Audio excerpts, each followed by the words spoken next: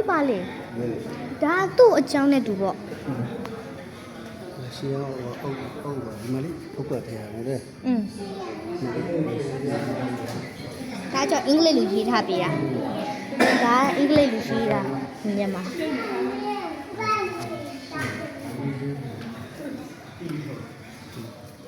ပြားလေအဲ့ဒါဘယ်မှာပြန်တွေ့ကြတာ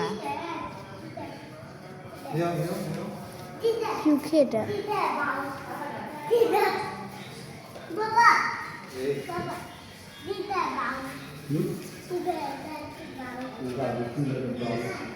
စီတန်းမပါဘူးတဲ့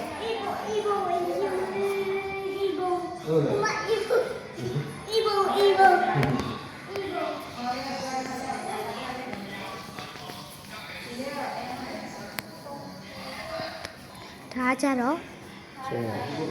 ဆေရောဖျားဟောသုံးပုံနဲ့တူပေါ့